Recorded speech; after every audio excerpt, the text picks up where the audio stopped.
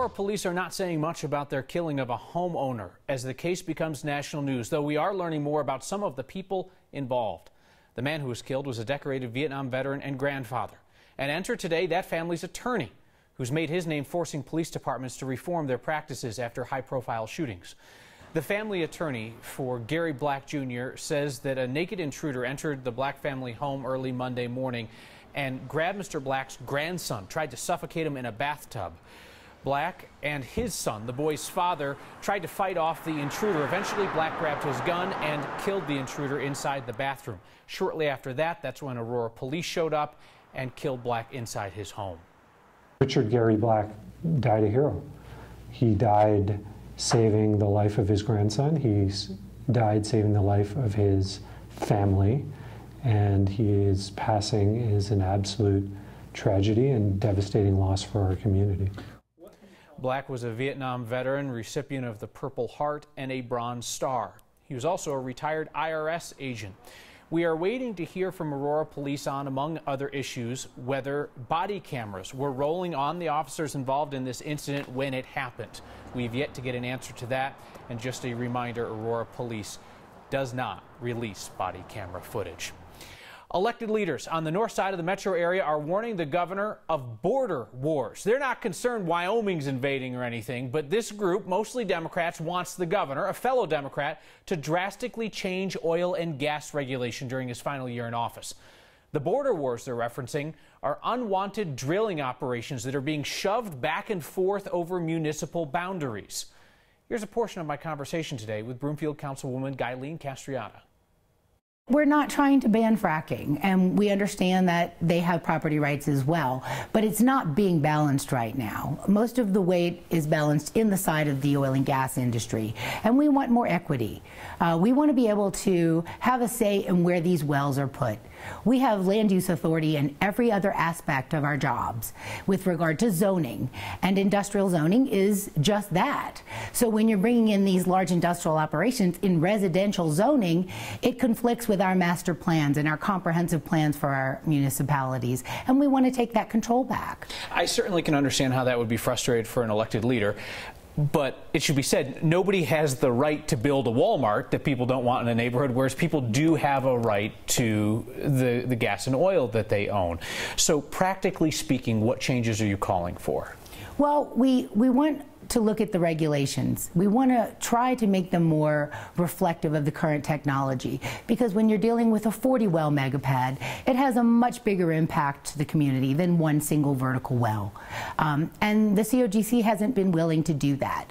So we're putting pressure on the governor and our legislators and hopefully bringing people to the polls to get leaders that really want to help put people first. Castriata is talking in part about the governor's race. She's supporting the Democrat, Jared Polis. He would be the most vocal critic of energy development elected governor of Colorado in recent memory. Castriata and I discussed whether Polis would give those elected leaders exactly what they want in our full conversation on the next YouTube channel. And that governor's race is soon going to ramp up. Candidates agreed to 6 debates this week, including one on 9 News, live from Colorado State University. Polis declined to debate his Republican rival Walker Stapleton in the Club 20 debate on the Western Slope. Club 20 calls Polis's no-show a quote-unquote shocking and disappointing first in the 30 years that they've done debates. Some Polis supporters have brushed it off as, Republican country anyway. It's the old discussion about rural versus urban Colorado. Our next question sprang from that discussion, where a viewer named Brian said to us on Twitter, well, if it weren't for Denver and Boulder, Colorado would be about as red as Oklahoma. Really? So Colorado as it stands today is 32% Democrat, 31% Republican, 37% unaffiliated. But what do you think about Brian's suggestion? Is Colorado so dominated by the large populations in Denver and Boulder counties that taking them out of the mix would make Colorado as Republican as Oklahoma? I did the math today. First, I'm curious to hear what you think. I know what my perception was, and here's the deal. Hearing your perception helps us to understand where everybody is coming from on this often talked about issue. Use the hashtag HeyNext or email next@9news.com. I'll read all your comments during the break, and we'll share a few and share those numbers that I calculated to test Brian's theory. Hey, one final note on politics. Fundraising is really rolling along now for the portrait of President Trump at the state capitol. After reports that not $1 had been donated to put the president up alongside his predecessors, Some prankster snuck in a portrait of Russian President Vladimir Putin last week. Republican State Senate President Kevin Grantham could not let that stand. He has responded with a crowdfunding page up today, and in 3 hours, they have raised more than $1,000 of the $10,000 needed for the portrait. If you would like to give, there's a link on the next Facebook page. You'll be seeing more test trains on the G line out to Arvada and Wheat Ridge soon. RTD's moving along into the next phase of its testing, which will also eliminate the late afternoon and evening runs. Still, no opening day scheduled for that long delayed train. Social media is full of critics with lots of advice and nearly no knowledge of the issue. Tonight, a mother pleads for a bit of intelligence from the people who know nothing about the disease her daughter faces. Here's reporter Chris Vanderveen and photojournalist Chris Hansen. I'm going to take another alcohol prep pad. Let me move my hair out of the way. Meet Georgia Davis. Clean my arm. She, like more than 1 million other Americans, has type 1 diabetes. Puppet, save me. Insulin comes from outside her body, not from within. Take a deep breath. Breathe. Pizza. I know. You're okay. It's an autoimmune disease. Doctors diagnosed the spirited 9-year-old. Hello, secret camera. 2 years ago. Not long after that, she got an insulin pump. And not long after that, she got a lot of questions. It's so annoying because I hear it left and right, and it's like, hey, what's that in your arm? Or is your arm okay? And it's like, I've heard that too many times now. Mom knows It's hard. It is hard. it's neither hers nor her daughter's fault. Can I grab a diet soda? Not that it keeps people from trying to convince them otherwise. Like online, for example. Somebody got on there and posted that, well, we shouldn't be promoting drugs because diabetes is curable with diet and lifestyle changes. It's why Mom wrote us this morning. I've noticed there are so many people who do not know the difference between type 1 and type 2 diabetes. Type 1, she correctly pointed out, is no one's fault. It just happens. I facepalm every time I hear that somebody thinks that. I'm like, Well, because if it was diet and exercise, you would do it, right? yes, I would be doing that. It is the more rare of the two main types of diabetes, This is a little strip. not caused by eating too much sugar And this is an alcohol prep pad. or an unhealthy lifestyle. If you're squeamish, cover your eyes right now. Doctors will diagnose another 40,000 Americans this year alone. And squeamish peeps, you can open your eyes now. And as of now, there is no cure, It helps me get the immediate blood sugar. forcing people like Georgia to learn to like doctors. Yeah, they keep me safe as long as they don't stick me with any needles. We're good. All the while forcing us to know better than to judge a book by its cover or a kid by her pump. The best thing that they can say to you is, hey, you have a pump. That's cool. I'm glad that you have a pump. Georgia, And boom. we're glad too. For next, this is Chris Vanderveen. 3.3, Mom. Type 2 diabetes isn't all about lifestyle choices either. Age and family history can also play a role. So let's return to our question of the day. What would happen to Colorado politically without Denver and Boulder? Would Colorado really become one of the most conservative states? And the superintendent of one of our state's most contentious school districts gets questioned today by a 4th grader. I got kind of nervous. Getting taken to school next. So what do you think? Is Colorado a red sea with a few blue islands? A viewer named Brian got us reimagining Colorado politically without the Democratic powerhouses of Denver and Boulder. He said Colorado would be as red as Oklahoma without them.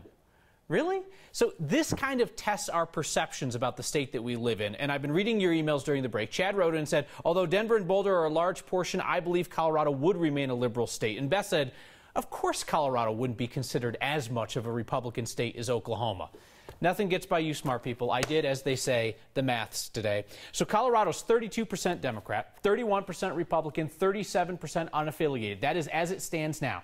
So if you magically remove Denver and Boulder counties, it swings to 28% Democrat, 34% Republican, 38% unaffiliated. So it would be a Republican state for sure, but nowhere near as red as Oklahoma, where 47% of voters are Republicans. I'm also just going to interject here that I think that wishing away a bunch of our neighbors for your political advantage, that's probably not something that we should do.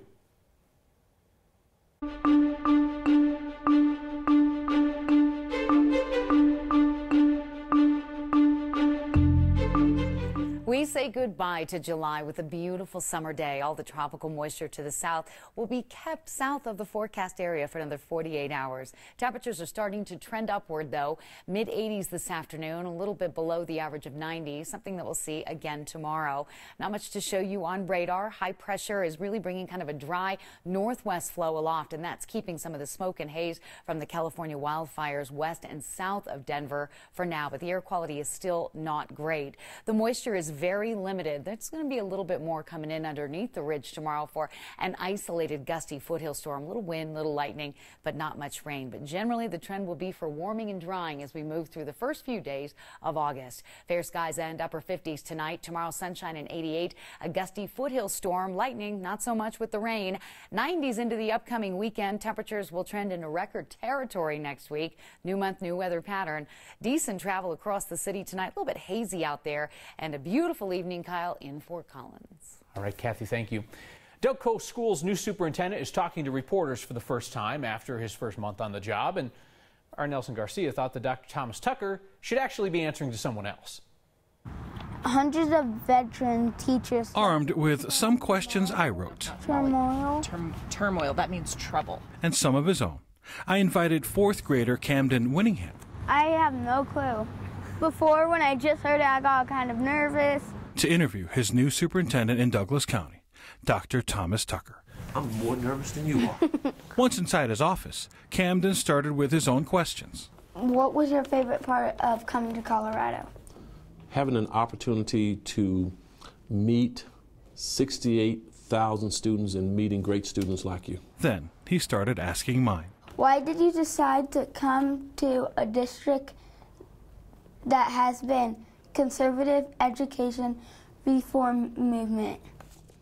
I've had the pleasure in 30 years of working in various districts, and I really I've understood politics, but I've not let politics or philosophy stand in the way of helping to improve and save the lives of young people. For years, Douglas County was the district of protests, a proposed voucher program, and of cut ties with the teachers' union. Do you think after so many years of turmoil, this district needs healing? I know as a family, we can heal whatever rifts or whatever misunderstanding that's out there. Tensions drove hundreds of veteran teachers away. What can you do to bring them back? I believe when other teachers around, not just the state, but around the country, they see what we're doing here in Douglas County, they're going to come back here. Though Douglas County is a district with few African American students, Tucker believes his hiring is important for the ones who are here. And if I can be a positive role model and inspiration to Camden, that is outstanding. Now back to the big questions. I'm wondering about that food menu. For next, with Camden. Okay, all right, high five. All right. There you go. I'm Nelson Garcia. Thank you. I'm a big fan of Camden's shirt. Dr. Tucker, he's been named National Superintendent of the Year by 2 different organizations. He comes to Colorado from the Princeton City Schools near Cincinnati, Ohio. We are going to meet a police officer who willingly shares his secret, what he's really doing when he's not out serving our community. That's next.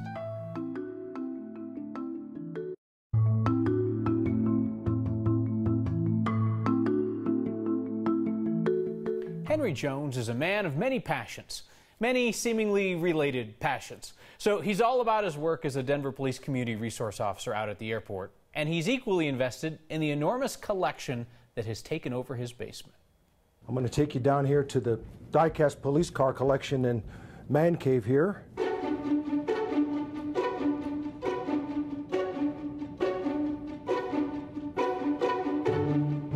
I have just over 7,600 cars in my collection, and it's growing monthly. And I've been collecting ever since I was about 5 years old.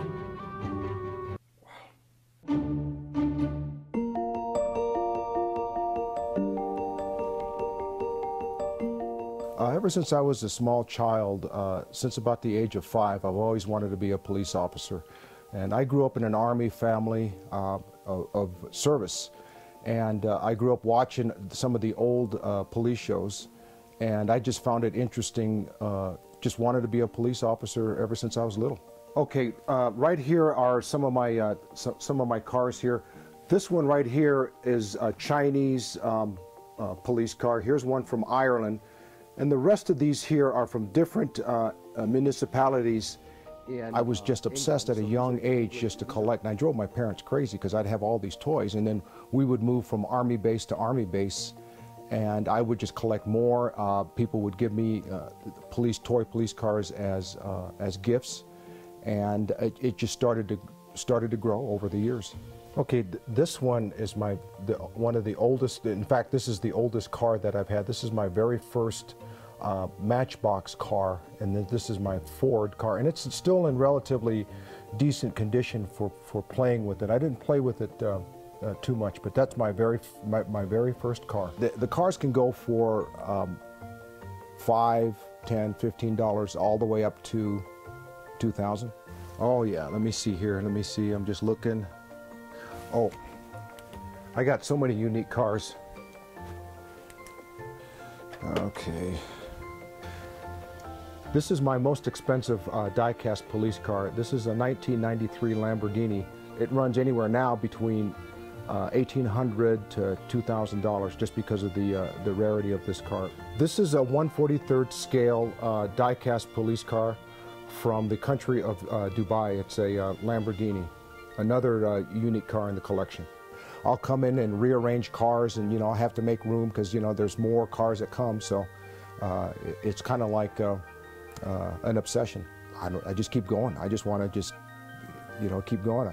Eventually there'll probably be no room to walk through here, but you know what? It's fun.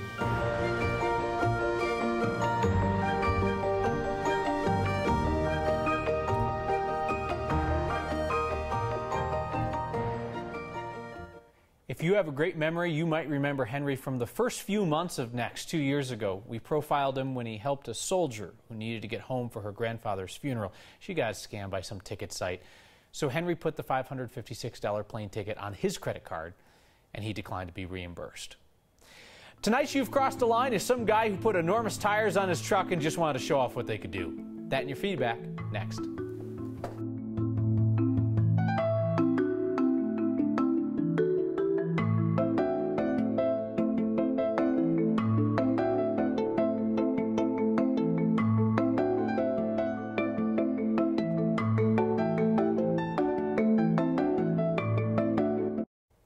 The most Colorado thing we saw today is the picture of carefree summer living in Colorado. This guy taking a nap in a doorway at Rooted Apothecary in Crested Butte. Not a care in the world.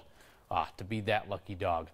Our song of the summer, as our producer Carrie would call it, is our segment You've Crossed a Line. Who knew this was going to be a hit? But you just love telling fellow Coloradans that they are out of line. And I think, listen, we all know what's going on here. Georgia Jordan saw a truck owner at Old Town Arvada who put some big tires on the truck and wanted everybody to be super impressed.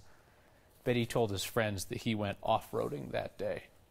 Your feedback tonight on Aurora Police's longstanding decision not to release body camera footage, like in the incident where the homeowner was shot and killed a few nights ago. Alan Lejeune writes, this footage should always be released. Public trust in the police cannot be built and maintained with secrecy. And I think if you look back at the case of Douglas County Sheriff Deputy Zach Parrish, that video was released. It was a terrible scene, but I think you saw journalists take a lot of care in terms of what was put before the public, but it allowed us to corroborate the fact that what the Douglas County Sheriff's Office was telling us was the truth. Speaking of the truth, Taylor Summers writes in about our political calculus. What would happen to Colorado's political makeup if Denver and Boulder were removed? He writes, curse you, Kyle Clark, and your incessant need for the facts. Yeah, there is that. And there's going to be more of it next time.